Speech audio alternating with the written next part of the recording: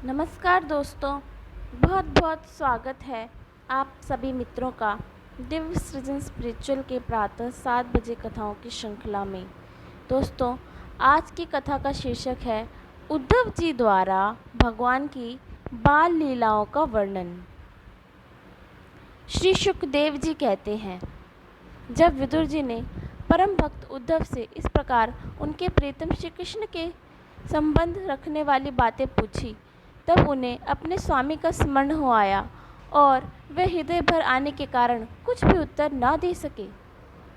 जब ये 5 वर्ष के थे, तब बालकों की तरह खेल में ही श्री कृष्ण की मूर्ति बनाकर उसकी सेवा पूजा में ऐसे तन्मय हो जाते थे कि कलेवे के लिए माता के बुलाने पर भी उसे छोड़कर नहीं जाना चाहते थे।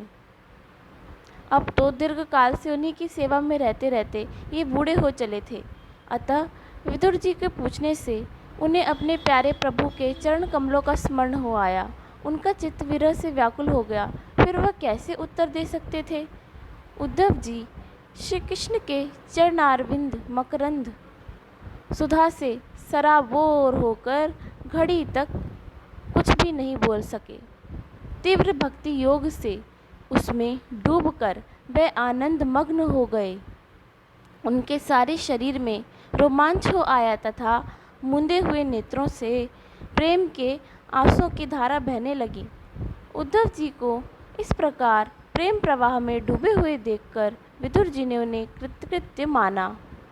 कुछ समय बाद जब उद्धव जी भगवान के प्रेम धाम से उतरकर पुनः धीरे धीरे संसार में आए, तब अपने नेत्रों को पोंछकर भगवत लीलाओं का स्मरण हो आने से विस्मित हो विदुर जी से इस प्रकार कहने लगे।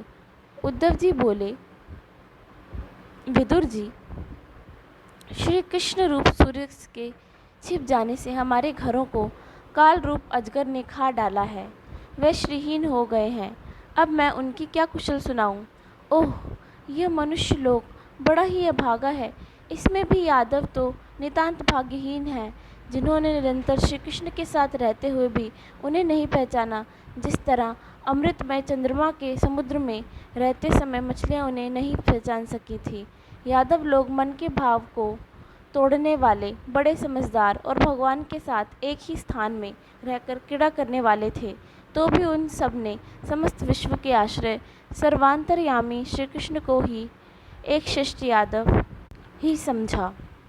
किंतु भगवान की माया से मोहित इन यादवों और इनसे व्यर्थ का और वैर उठाने वाले शिशुपालन आदि की अवहेलना और निंदा सूचक वाक्यों से भगवत प्राण महानुभवों की बुद्धि भ्रम से नहीं पीड़ती पड़ती थी, जिन्होंने कभी तप नहीं किया। जब उन लोगों को भी इतने दिनों तक दर्शन देकर अब उनकी दर्शन लालसा को तृप्त किए बिना ही वे भगवान श्री कृष्ण अपने त्रिभुवन मोहन श्री विग्रह को छिपाकर अंतर्धान हो गए हैं, और इस प्रकार उन्होंने मानो उनके नेत्रों को ही छीन लिया है। भगवान ने अपनी योग माया का प्रभाव दिखाने के लिए एक मानव लीलाओं के योग्य जो दिव्य श्री विग्रह प्रकट किया था, वह इतना सुंदर था कि उसे देखकर सारा जगत तो मोहित ही हो जाता था। वह स्वयं भी विस्मित हो जाते थे।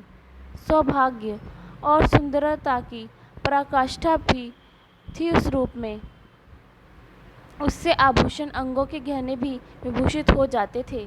धर्मराज युधिष्ठिर के राजसूय यज्ञ में जब भगवान के उस नयनभिराम रूप पर लोगों की दृष्टि पड़ी थी, तब त्रिलोकी ने यह माना था कि मानव सृष्टि की रचना में विधाता की जितनी चतुराई है, सब इसी रूप में पूरी हो गई है।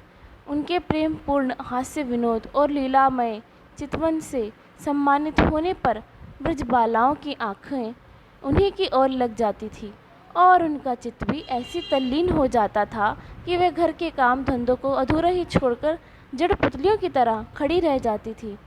चराचर जगत और प्रकृति के स्वामी भगवान ने जब अपने शांत रूप महात्माओं को अपने ही घोर रूप असुरों से तताए हुए जाते देखा, तब वे करुणा भाव से द्रवित हो गए और अजन्मा होने पर भी अपने अंश बलराम जी के साथ काष्ठ में अग्नि के समान प्रकट हुए।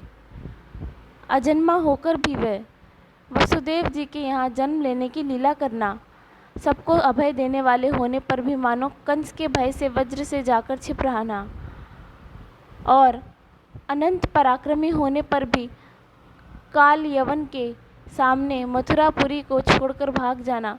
भगवान की ये लीलाएं याद आ आकर मुझे बेचैन कर डालती हैं। उन्होंने जो देवकी वसुदेव की चरण वंदना करके कहा था, पिताजी, माताजी, कंस का बड़ा भय रहने के कारण मुझसे आपकी कोई सेवा न बन सकी। आप मेरे इस अपराध पर ध्यान न देकर मुझ पर प्रसन्न हो। श्री कृष्ण की ये बातें जब याद आती हैं तब आज भी मेरा चित्त अत्यंत व्यथित हो जाता है। जिन्होंने काल रूप अपने भ्रुकुटी विलास से ही पृथ्वी का सारा भार उतार दिया था, उन श्री कृष्ण के पाद पद्म पराग का सेवन करने वाला ऐसा कौन पुरुष है जो उसे भूल सके। आप लोगों ने राजसूय यज्ञ में प्रत्यक्ष ही देखा था कि श्री कृष्ण से द्वेष करने वाले शिशुपाल को वह सिद्धि मिल गई जिसकी बड़े बड़े योगी भली भांति योग साधना करके स्पृहा करते रहते हैं।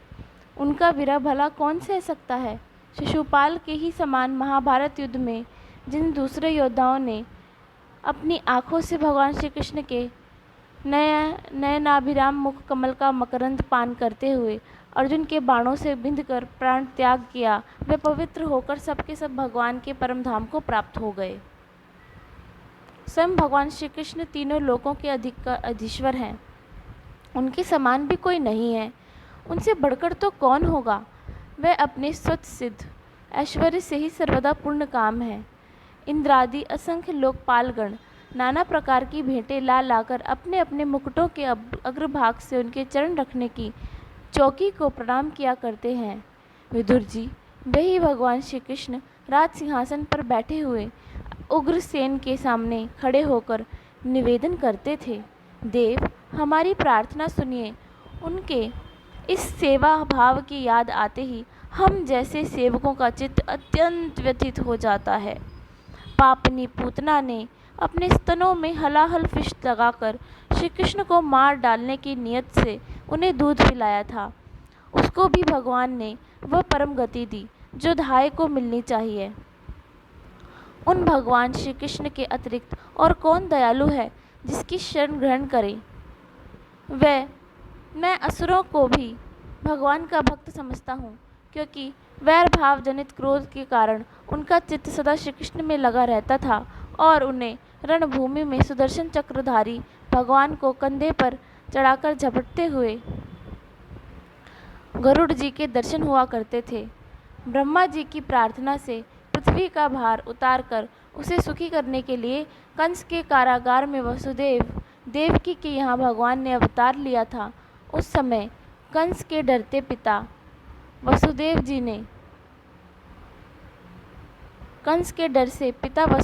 ने उन्हें नंद बाबा के वज्र में पहुंचा दिया था। वहाँ वे बलराम जी के साथ 11 वर्ष तक इस प्रकार छिपकर रहे कि उनका प्रभाव ब्रज के बाहर किसी पर प्रकट नहीं हुआ। यमुना के उपवन में जिसके हरे भरे वृक्षों पर कलरव करते हुए पक्षियों के झुंड रहते हैं, भगवान श्री कृष्ण ने बछड़ों को चराते हुए ग्वाल बालों की मंडली के साथ विहार किया था। वह व्रजवासियों की दृष्टि आकृष्ट करने के लिए अनेकों बाल लीला उन्हें दिखाते थे। कभी रोने से लगते, कभी हंसते और कभी सिंह शावक के समान मुग्ध दृष्टि से देखते। फिर कुछ बड़े होने पर वे सफ़ेद बैल और रंग बिरंगी शोभा की मूर्ति गौओं को चराते हुए अपने साथी गोपों को बांसुरी बजा बजा कर रिझाने लगे। इसी समय जब कंस ने उन्हें मारने के लिए बहुत से मायावी राक्षस और मनमाना रूप धारण करने वाले राक्षस भेजे, तब उनको खेल ही खेल में भगवान ने मार डाला, जैसे बालक खिलौनों को तोड़ फोड़ डालता है। कालिया नाग का दमन करके विष मिला हुआ जल पीने से मरे हुए ग्वाल बालों और गौओं को जीवित कर उन्हें कालिया दह का निर्दोष जल पीने की सुविधा कर दी। भगवान श्री कृष्ण ने बढ़े हुए धन का सद्व्यय कराने की इच्छा से शिष्ट ब्राह्मणों के द्वारा नंद बाबा से गोवर्धन पूजा रूप को यज्ञ करवाया। भद्र, इससे अपना मान भंग होने के कारण जब इंद्र ने क्रोधित होकर व्रज का विनाश करने के लिए मूसलाधार जल बरसाना शुरू किया, तब भगवान ने करुणावश खेल ही खेल में छत्ते के समान गोवर्धन पर्वत को उठा लिया और अत्यंत घबराए हुए ब्रजवासियों की तथा उनके पशुओं की रक्षा की।